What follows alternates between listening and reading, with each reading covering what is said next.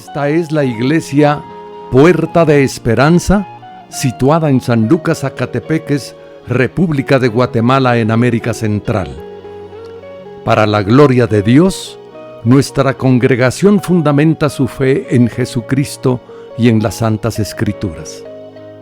Agradecemos a Dios que hoy se pueda contar con Internet para cumplir con cabalidad el mandamiento de nuestro Señor Jesucristo, que es predicar el Evangelio en todas partes del mundo.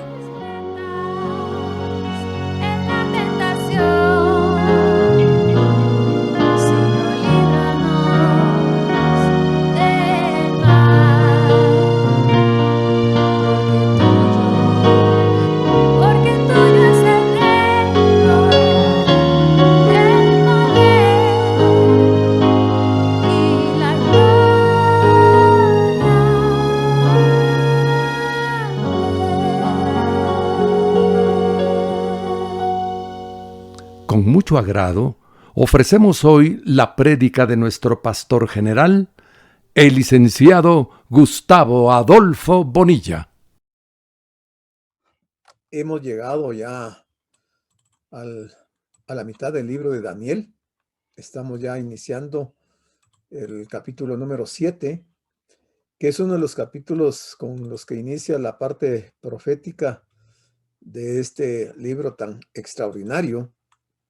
Y entonces vamos a ver qué nos dice el profeta Daniel en este capítulo número 7, en donde Dios le ha dado una revelación, le ha dado sueños y visiones a este hombre, que ya es anciano a estas alturas, pero le está mostrando algunos acontecimientos muy importantes. Yo creería que de este capítulo número 7, de esta profecía, el 80% de ella ya se cumplió. Queda por cumplir quizás un 20% de esta profecía del capítulo número 7. Y aquí vamos a ver lo que Daniel nos cuenta en una noche que él está descansando en su habitación. Está durmiendo y de repente tiene un sueño y tiene algunas visiones. En el momento Daniel no comprendió a qué se refería, pero él sueña 4 bestias. La primera, un león con alas. La segunda, un oso. La tercera es un leopardo. Y la cuarta es una bestia que no se puede describir, que nunca nadie jamás la ha visto. Y es la peor de estas bestias que Daniel está viendo acá. Entonces vamos a entrar a escudriñar un poco este pasaje. Este capítulo registra una inusual visión que Daniel recibió durante el primer año de Belsasar. Recordemos que Belsasar era hijo de Nabónido y era nieto del rey Nabucodonosor. Esto fue en el año 555 al 556 a.C. aproximadamente. La visión predice grandes imperios mundiales y también predice acontecimientos desde el tiempo de Daniel hasta la segunda venida de Cristo. Mire todo el periodo que abarca. Desde el tiempo de Daniel, que es más o menos los años 586, hasta la venida de Cristo, que va a ser posterior al arrebatamiento de la iglesia. La visión termina con Daniel diciendo: mis pensamientos me turbaron y mi rostro se demudó, pero guardé el asunto en mi corazón. O sea, no es cualquier visión la que tiene Daniel, ni el sueño, sino que dice que sus pensamientos lo turbaron. O sea, lo que él está viendo es tan impactante que se queda turbado y dice, y su rostro se demudó, o sea, cambió al ver lo que se le estaba mostrando. Y todo eso dice él que lo guardó en su corazón. Entonces la pregunta es, ¿qué vio Daniel? Vamos a verlo en el desarrollo de este capítulo número 7. Como hemos venido estudiando en el libro de Daniel, el primer versículo es muchas veces clave para descifrar el tema que va a tratar. Esto es importante, hermano, yo les agradecería que ustedes lo tomen en cuenta, porque dentro del estudio de la Biblia hay algunas reglas que casi nunca se nos mencionan, por lo cual a veces nos cuesta entender las profecías o entender los acontecimientos que se detallan en la Biblia. Pero eso es una parte interesante. Cuando dice en el primer versículo es muchas veces clave para descifrar el tema que se va a tratar. Desde el primer versículo de este capítulo se utiliza la palabra rey. Y se nos da la primer pista de que este capítulo va a tratar sobre un rey, el capítulo número 7. Y lo vamos a ver. Cronológicamente, este capítulo 7 le antecede al capítulo 5 y al capítulo número 6.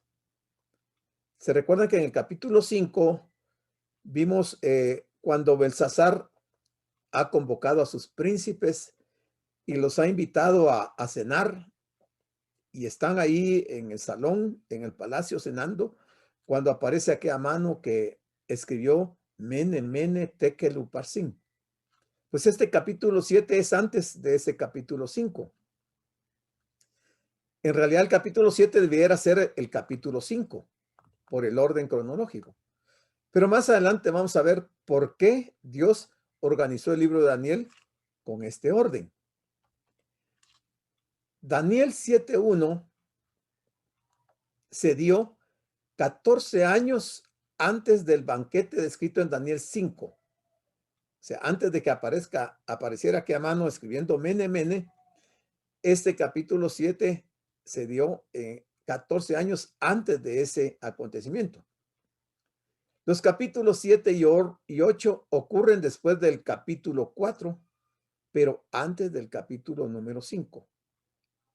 Son esas las razones por las cuales a veces a uno le cuesta entender el orden cronológico de las escrituras, porque no le encuentra uno lógica a veces a lo que se está leyendo. Pero es porque el ordenamiento está de esta manera. El sueño de Daniel 7 va mucho más allá de su propio tiempo y anticipa la venida del rey de Israel para poner fin a todos los reinos gentiles y establecer su reino eterno. Eso lo vamos a ver en Daniel 7, 13, el 14 y el 27. El capítulo 7 inicia una sección nueva y diferente en este libro de Daniel. Los primeros 6 capítulos contienen la noche histórica con la luz profética. Oiga, contienen la noche histórica con la luz profética. Y en los últimos capítulos, comenzando con el 7, tenemos la luz profética en la noche histórica. Son dos cosas totalmente diferentes.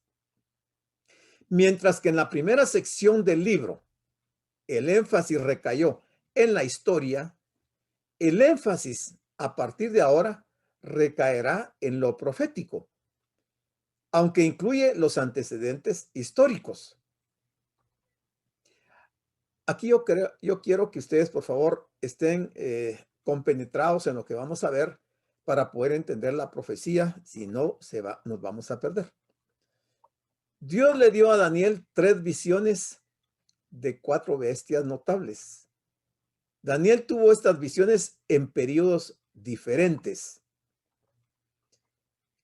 Primero, la visión del capítulo 7 tuvo lugar en el primer año del rey Belsasar.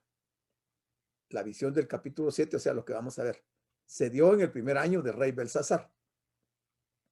La segunda, o sea, está en el capítulo 8. Esa visión fue contemplada en el tercer año del rey Belsasar. La tercera, o sea, que comprende el capítulo 9, ocurrió en el primer año de Darío, ya no Belsasar, sino que de Darío. Y el capítulo 10 fue en el tercer año de Ciro. Aquí hay 4 reyes que se están mencionando. Y en cada uno de estos se dan estas visiones. O sea, por eso decíamos que las visiones no fueron simultáneas, sino que fueron secuenciales. Y en los capítulos 11 y 12, la visión fue vista en el primer año de Darío. Eso es interesante saberlo porque podemos ubicarnos en la historia cuando ocurrieron estos eventos. Daniel no registró estas visiones en la sección histórica, sino que reunió estas visiones proféticas, incluyéndolas en la segunda sección de su libro, o sea, en la parte profética. Los temas que abarca la totalidad de este capítulo son los siguientes. Primero, veremos la visión de Daniel de las 4 bestias, de los versículos 1 al 8. Segundo, veremos la visión del Hijo del Hombre viniendo en las nubes del cielo, versículos 9 al 18 del capítulo 7. Y finalmente, la tercera es la explicación de la cuarta bestia, versículos 19 al 28. Daniel invierte más tiempo en la cuarta bestia que en las primeras 3 bestias. O sea, la Biblia deja escrito en sus páginas todo el tiempo que Daniel empleó para explicar la cuarta bestia y no tanto en las primeras 3 bestias. Eso nos dice que la cuarta bestia tiene más importancia, porque Daniel está haciendo énfasis en eso. Y realmente cuando veamos esta visión, vamos a entender por qué se empleó tanto tiempo en la cuarta bestia. Porque aunque la cuarta bestia, en su cumplimiento primario profético, se dio hace muchos años, el cumplimiento final de esta visión de la profecía de Daniel, de la cuarta bestia, está aún por cumplirse. Y esa es la parte por la cual Daniel nos va a relatar algunos aspectos que son importantes para que comprendamos.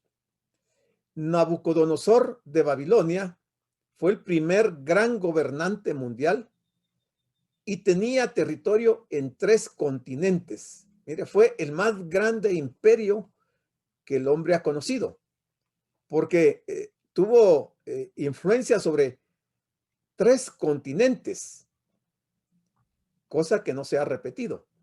Había conquistado Egipto en el norte de África, o sea, el primer continente. Él gobernó en África, también en Asia y en Europa. Esos son los 3 continentes que estuvieron gobernados por este rey Nabucodonosor. Por eso hablamos y por eso mismo se explica en la visión que en la imagen que a Daniel se le relató del sueño de Nabucodonosor, que él vio la imagen con una cabeza de oro.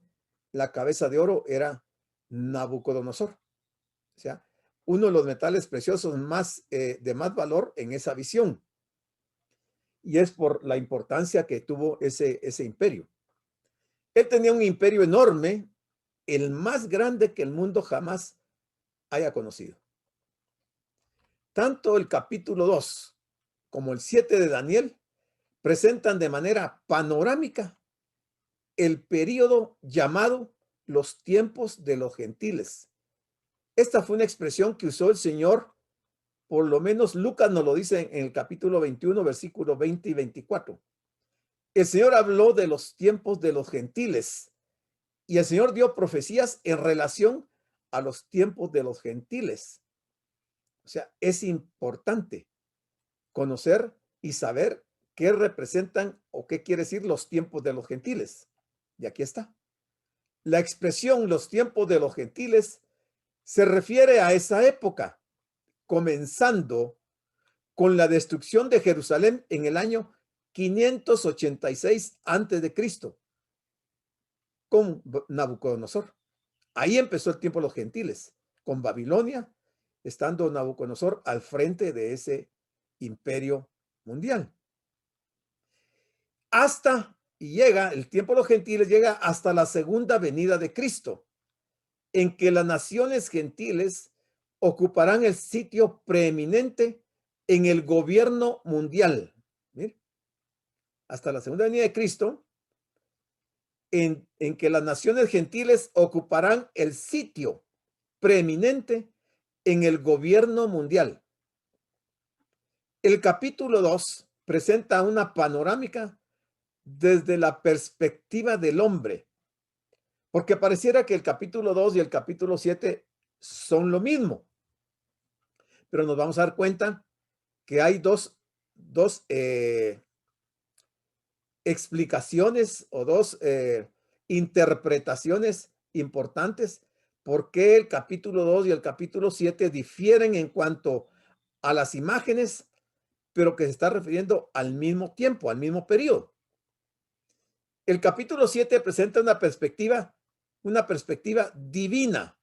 El 2 tiene una perspectiva humana. El 7 tiene una perspectiva divina sobre el mismo tema. Por eso es que cuando veamos el capítulo 7, ustedes van a relacionar el capítulo 2 porque tiene que ver casi con los mismos aspectos, pero viéndolo desde otro punto de vista. Entonces,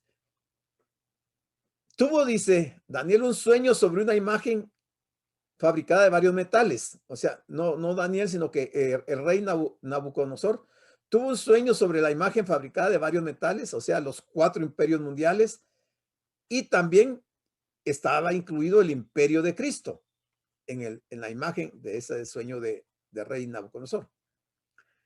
Las 4 bestias de la visión de Daniel fueron, primero, el león en el capítulo 7, que es la cabeza de oro en el capítulo 2. Y tanto el uno como el otro representan a Babilonia. Esta es la primera bestia. La segunda bestia, desde el punto de vista del capítulo 7, es el oso.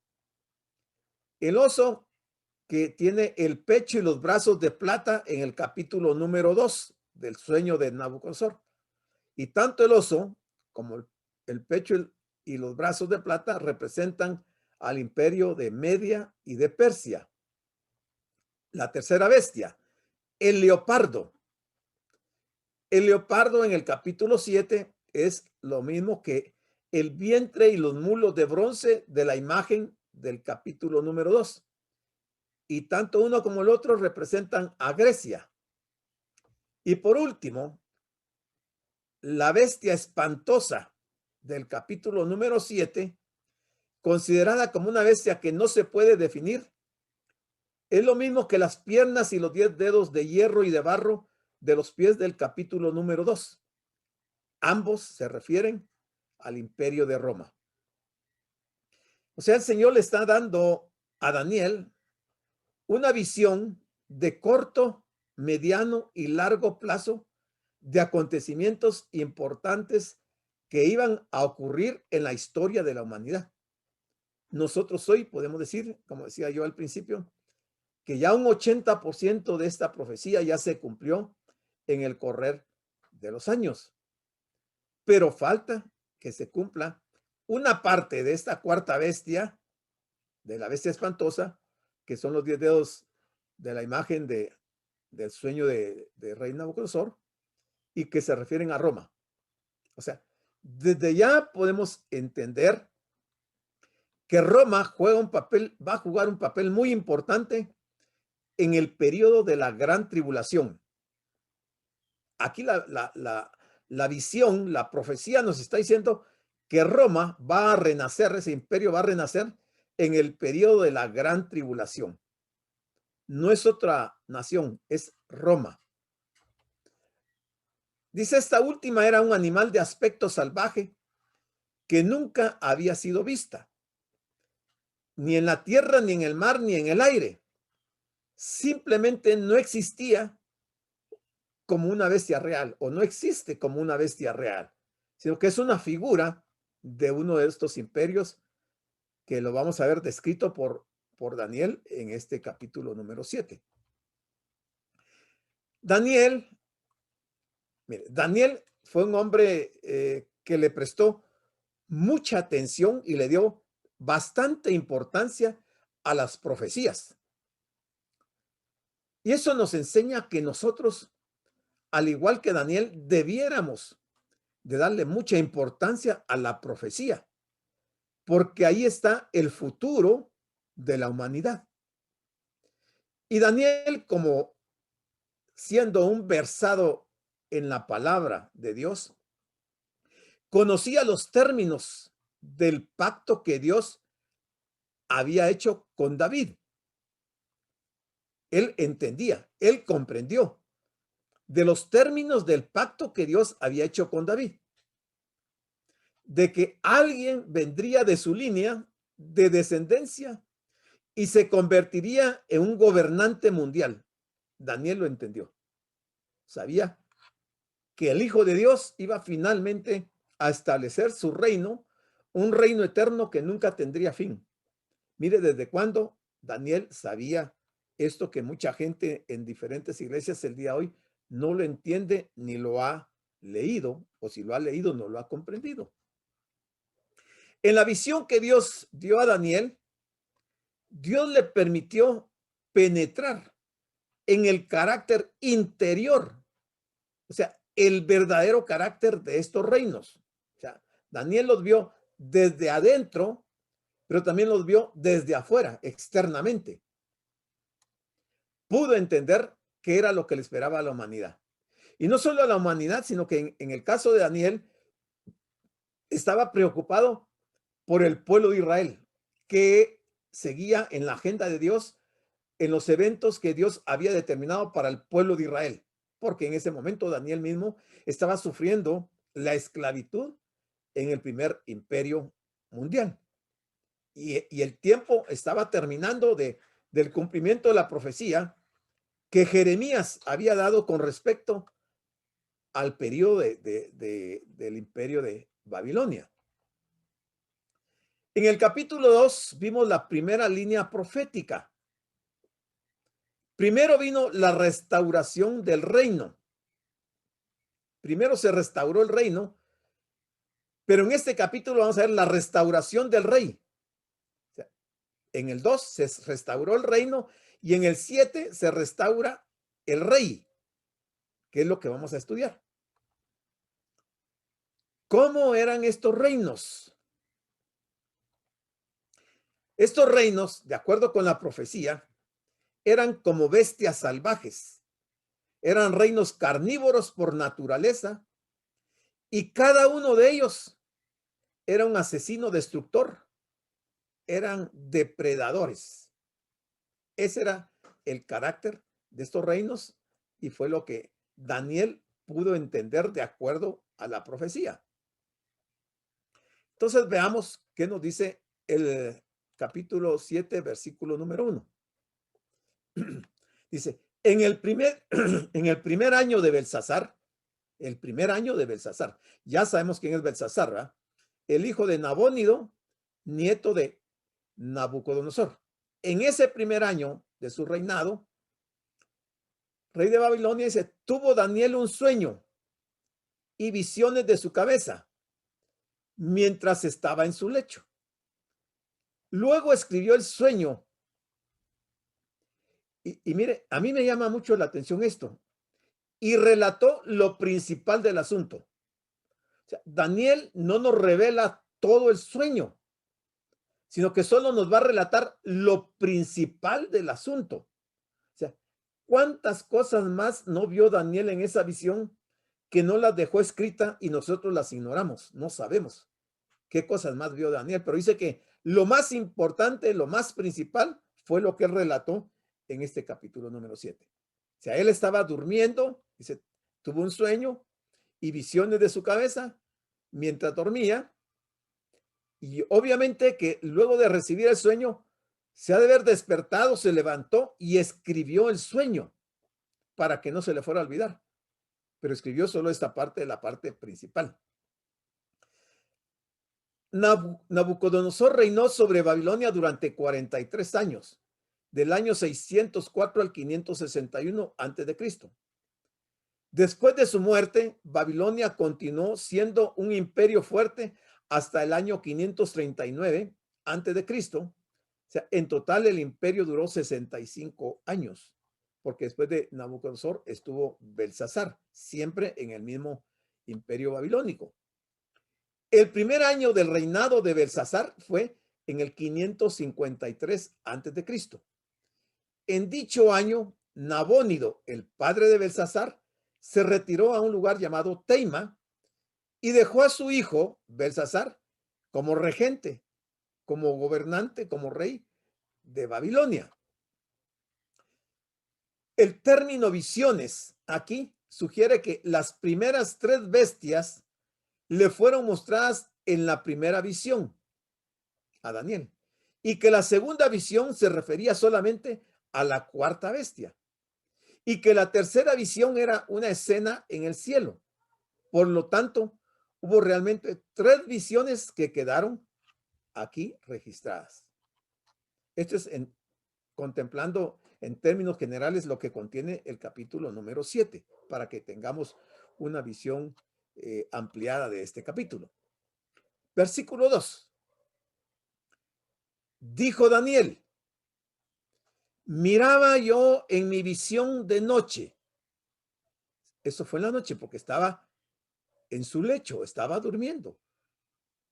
Y ahí tuvo la visión, dice, miraba yo en mi visión de noche, y he aquí que los 4 vientos del cielo combatían en el gran mar. 4 vientos del cielo combatían en el gran mar. O sea, está involucrando al cielo y al mar. Y está hablando de 4 vientos del cielo. Tenemos que ir a buscar algunos contextos para entender esta parte del versículo número 2. Jeremías 51, versículo 1 y 2. El Señor profetizó por medio de Jeremías y dijo lo siguiente. Le dijo a Israel: yo levanto sobre Babilonia y sobre sus moradores que se levantan contra mí un viento destruidor, y enviaré a Babilonia aventadores que la avienten y vaciarán su tierra. O sea, quiere decir, va a haber guerra. Como Babilonia había incursionado en Israel y se los había llevado cautivos, entonces Dios anuncia por medio de Jeremías que lo que va a hacer o que ha hecho Babilonia no se va a quedar así simplemente, sino que dice que va a levantar sobre Babilonia y sobre sus moradores un viento destruidor. Ese viento destruidor es una guerra. Y enviaré, dice, a Babilonia aventadores que la avienten y vaciarán su tierra. Para ir entendiendo lo de los vientos que vio Daniel en este versículo número 2. La expresión los 4 vientos del cielo significa vientos procedentes de 4 direcciones distintas. Una posible referencia a los 4 puntos cardinales. Una referencia a los 4 puntos cardinales. Y Juan, el escritor del Apocalipsis, nos dice en el capítulo número 7, versículo 1 de Apocalipsis, dice Juan: después de esto vi a 4 ángeles en pie sobre los 4 ángulos de la tierra. ¿Y qué hacían? Estaban deteniendo los 4 vientos de la tierra. 4 vientos de la tierra. ¿Para qué estaban esos 4 ángeles en los 4 puntos cardinales deteniendo los 4 vientos de la tierra? ¿Para qué? Para que no soplase viento alguno sobre la tierra, ni sobre el mar, ni sobre ningún árbol. Ya vimos que vientos es guerra. ¿Qué dice el capítulo 7, versículo 2 de Apocalipsis? Vi también a otro ángel, que subía de donde sale el sol. Todos sabemos que el sol sale ¿en dónde? En el oriente, ¿verdad? Ahí vio Juan a otro ángel, aparte de los cuatro. Y tenía ese ángel el sello del Dios vivo. Y clamó a gran voz a los cuatro ángeles que acabamos de ver, a quienes se les había dado el poder de hacer daño a la tierra y al mar, diciendo: no hagáis daño a la tierra, ni al mar, ni a los árboles, hasta que hayamos sellado en sus frentes a los siervos de nuestro Dios. O sea, en el periodo de la gran tribulación, que pronto será, esos vientos, esos ángeles, tienen que detener los vientos hasta que este otro ángel haya marcado a los siervos de Dios y los marque en sus frentes. O sea, esto quiere decir que en la gran tribulación van a haber siervos que no van a poder ser destruidos por la bestia, porque estarán sellados en sus frentes como símbolo de propiedad de Dios, siervos de nuestro Dios. Los ángeles están deteniendo los vientos para que no haya guerra en el mundo. Pero mire, esto tiene que ver incluso en parte con nuestros tiempos. Y ya el cumplimiento primario se dio desde la época de Daniel, cuando Babilonia hizo guerra contra Israel. Luego los medopersas hicieron guerra contra Babilonia. Después de que Grecia hizo guerra contra los medos y los persas. Y después Roma hizo guerra contra los medos y persas. O sea, en el cumplimiento primario de la profecía, esa parte ya se cumplió. Pero Roma no quedó totalmente destruida. Roma va a resurgir como una potencia en el periodo de la gran tribulación. Mateo 24:31. El Señor dijo: juntarán a sus escogidos de los cuatro vientos. Lo mismo que en Apocalipsis 7:1. Se refiere a los 4 puntos cardinales de la tierra. El Señor dijo, antes de ir a la cruz, profetizó y anunció que los siervos de Dios van a ser juntados aún de los 4 vientos donde se encuentren en ese periodo. Si uno va poniendo en orden las piezas de este rompecabezas, uno puede ir entendiendo la profecía y los acontecimientos que le esperan no solo a Israel, principalmente a Israel, pero al resto del mundo. Ahí tenemos los 4 ángeles, que hay 1, 2, 3 y 4. 4 ángeles que están deteniendo los vientos. Pero ya vimos que no es vientos sinónimo de aire, sino que están deteniendo vientos de guerra hasta que se cumpla parte de esta profecía. Aparentemente los 4 vientos se desataron en el gran mar, es decir, sobre el mar Mediterráneo, en el cumplimiento primario.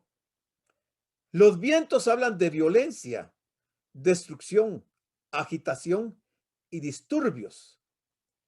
El mar sugiere las masas, la multitud y los pueblos de las naciones, según está en Apocalipsis 17:15, que dice lo siguiente: me dijo también, las aguas que has visto donde la ramera se sienta son pueblos, muchedumbres, naciones y lenguas. Mire, yo he ido a tomar todos estos contextos y se los estoy compartiendo para ir entendiendo la profecía de Daniel del capítulo número 7. Por lo tanto, dice, el mar en este conglomerado de la población de naciones no judías de todo el mundo. Por lo general, el viento sopla solamente desde una dirección a la vez. Pero aquí, de acuerdo con esta profecía, en este pasaje, vemos un tornado de gran violencia con el viento viniendo de todas direcciones. Guerra mundial. Estamos simplemente diciendo que los vientos están comenzando a soplar y puede que la tempestad sea bastante prolongada. Mire el carácter de la profecía, el alcance que tiene. Otra probabilidad que mencionan algunos estudiosos de la expresión el gran mar, dice que se refiere al abismo. Y toman como pasaje bíblico Apocalipsis 11:7 y 13:1. Y toman el abismo porque el abismo es la morada misma de Satanás, donde están todos los demonios que fueron encarcelados y donde moran también las almas de todos aquellos que murieron sin haber creído en Dios. Están ahí, en el abismo. Las bestias de la visión a la postre producirán al anticristo, cuyo origen es el abismo. Del anticristo es origen del abismo, o sea, un espíritu que saldrá del abismo y que tomará el cuerpo de un personaje que será la bestia en el periodo de la gran tribulación. La metáfora de la visión sugiere la lucha del Dios soberano y omnipotente con las naciones gentiles que se encuentran en un estado de conmoción, agitación y confusión. Las cuatro bestias suben del mar de manera sucesiva y no simultánea. O sea, las cuatro bestias, dice este autor, que salen del abismo y no salen todas a la vez, sino que una por una. Así como se dieron los imperios, el babilónico, el medo-persa, el griego y el romano, fueron consecutivos, no fueron simultáneos. Bueno, versículo 3 dice, y cuatro bestias grandes, diferentes la una de la otra, subían del mar, que es lo que acabamos de explicar. Subían del mar. Cada una de estas cuatro bestias era diferente a las demás. Así es que vemos al león, al oso, al leopardo y a la bestia con 10 cuernos. Nunca hemos visto una bestia con 10 cuernos, excepto lo que describe este libro de Daniel. Estas bestias representaban o representan los reinos formados por muchos pueblos, lenguas y naciones, al igual que la imagen de metal, de 4 metales del capítulo 2 de este libro. O sea que las bestias que está viendo Daniel y por lo que él quedó turbado, han de haber sido algo semejante a esto. Están saliendo del mar, pero no del mar literal que nosotros conocemos. Sale primero el león, sale después el oso, luego el leopardo y por último la bestia grande y espantosa que tiene 10 cuernos que son el tipo de los 10 dedos de los pies de la imagen del capítulo 2 de Daniel. Y aquí está el cuerno pequeño que va a surgir de en medio de los 10 y que va a derribar 3 de estos cuernos en el periodo de la gran tribulación. Pero Daniel nos va a describir qué es lo que esta bestia va a hacer, qué es la que yo digo que es el 20% que está de cumplirse de esta profecía, porque esta parte falta. Actuó inicialmente después del imperio greco-romano, con el imperio romano, pero va a actuar finalmente en el periodo de la gran tribulación. Bueno, siguiendo con el capítulo número 7, el versículo número 4 nos dice lo siguiente. La primera, o sea, la primera bestia era como león. Aquí ya empieza Daniel a dar los detalles de las bestias. Era como león y tenía alas de águila. Nunca hemos visto un león con alas de águila, pero la figura es importante. Y dice Daniel, yo estaba mirando hasta que sus alas fueron arrancadas. ¿Quién le arrancó las alas a ese león? Porque ese león tenía alas como de águila. Lo vamos a ver. Y fue levantada del suelo, dice. La bestia, el león fue levantada del suelo y se puso enhiesta sobre los pies, o sea, se paró en dos pies a manera de hombre. Era bestia y se para como hombre. Aquí hay mucha información interesante en esta figura. Dice, y le fue dado corazón de hombre. Una bestia como león, con alas de águila, que le arrancaron las alas, que se puso de pie y le dan corazón de hombre. ¿Qué está diciendo la profecía? El león con las alas de águila representaba a Babilonia en particular.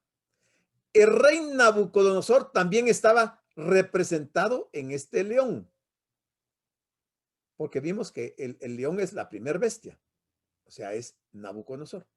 Este león tenía alas de águila, lo cual lo convertía en un león fuera de lo normal, un león diferente. Estas alas de águila denotaban la capacidad que tenía Babilonia para desplazar su ejército rápidamente. Eso representan las alas.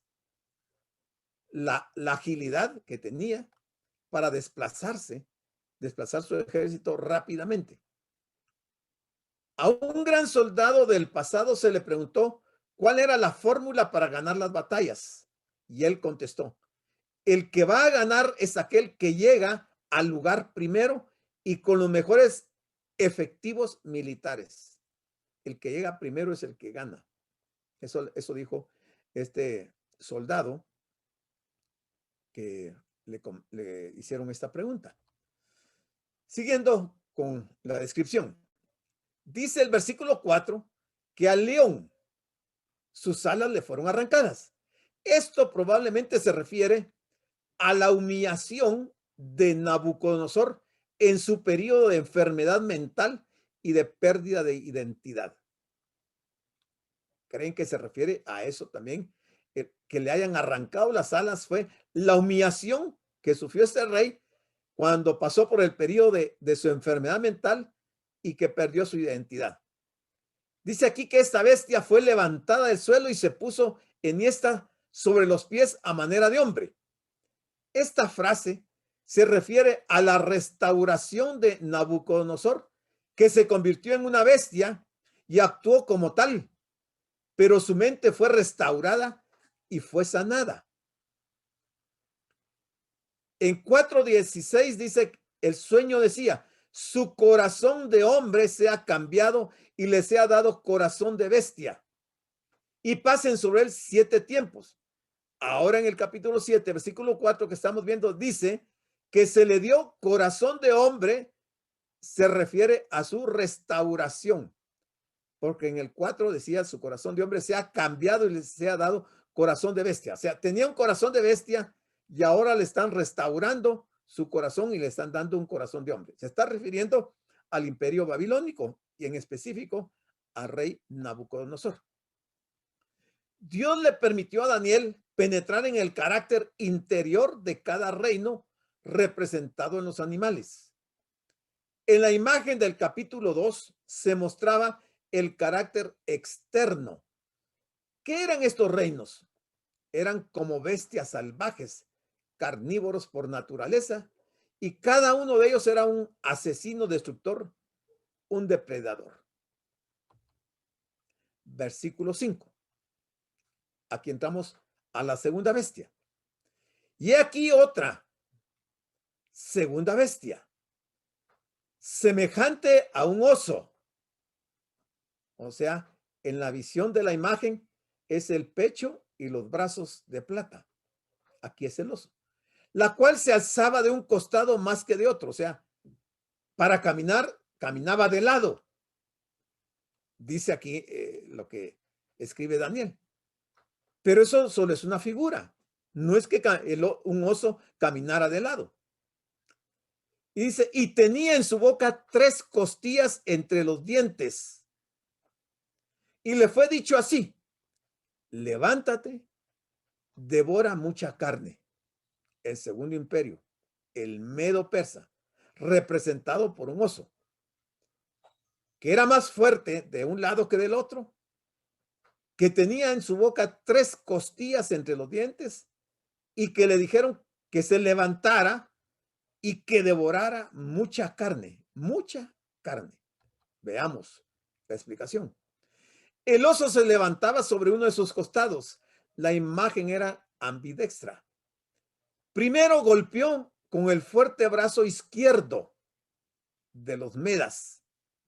Los medas eran más débiles que los persas, conquistando Babilonia. Después continuó su acción con un golpe fuerte del brazo derecho, los persas. O sea, hablando de los 2 brazos de la imagen del capítulo número 2. El primero, el izquierdo, los medas, y el derecho, los persas, que conquistó a Egipto y al resto del mundo que había estado dominado por Babilonia. Dice aquí que en su boca entre los dientes tenía 3 costillas. ¿Qué significan las 3 costillas? Estos fueron los 3 reinos que constituyeron el imperio, o sea, Babilonia, Lidia y Egipto. Estas son las 3 costillas. Babilonia, Lidia y Egipto. O sea que los medo-persas iban también a conquistar no solo a Babilonia, sino que a Lidia y a Egipto. El imperio medo-persa duró 200 años y bajo reyes posteriores se expandió a Grecia por el oeste y a la India por el este. Fue Jerjes el que condujo a unos 300,000 hombres y 300 barcos contra Grecia en el desfiladero de las Termópilas y fue derrotado. Su flota fue destruida por una tempestad porque Dios no tenía la intención de que el este controlara al oeste, o sea, el oriente al occidente, en esa época en particular. Mire, qué interesante la información que tiene esta profecía. Qué importante. O sea, el oriente, sabemos qué países componen el oriente, y el occidente, sabemos también quiénes son los del occidente. Básicamente, occidente es Europa y oriente es Asia. Bueno, versículo 6. Después de esto, de estas 2 bestias que él ha visto, miré y he aquí que otra bestia semejante a un leopardo con 4 alas. La primera, el león, tenía 2 alas. El leopardo tiene 4 alas. 4 alas de ave, no dice que sean de águila como el caso de león. 4 alas de ave en sus espaldas. Tenía también esta bestia 4 cabezas y le fue dado dominio. ¿Qué quiere decir esto? Veamos. Leopardo representa al imperio greco-macedónico de Alejandro Magno. Dice que tenía 4 alas. Este detalle acentúa más la capacidad de Alejandro para desplazar a su ejército con rapidez y para golpear 4 alas. Las 4 cabezas describían la división del imperio de Alejandro en el momento de su muerte, cuando tenía unos 30 años de edad. Murió a muy temprana edad. Después de la muerte de Alejandro, 4 de sus generales dividieron el imperio mundial. O sea, las 4 cabezas del leopardo eran los 4 generales que dividieron el imperio griego, el greco-macedónico, que él había formado. ¿Quiénes fueron esos generales y esas 4 cabezas que describe aquí del imperio de Alejandro el Magno? Las 4 cabezas fueron Casandro, que se hizo cargo del imperio de la parte de Macedonia. Lisímaco tomó Asia Menor. Seleuco se quedó con Siria, de la cual surgió el cuerno pequeño de Daniel 8, que lo vamos a ver. O sea, Antíoco Epífanes, el que sacrificó un cerdo dentro del templo de los judíos. Viene de la parte, la tercera cabeza de Seleuco de Siria, que es el mismo cuerno pequeño, que es el mismo anticristo que va a surgir en la gran tribulación. Dice que fue Antíoco Epífanes que causó tantos estragos en el templo de Jerusalén. Y finalmente la cuarta cabeza fue Ptolomeo, que se hizo cargo de Egipto.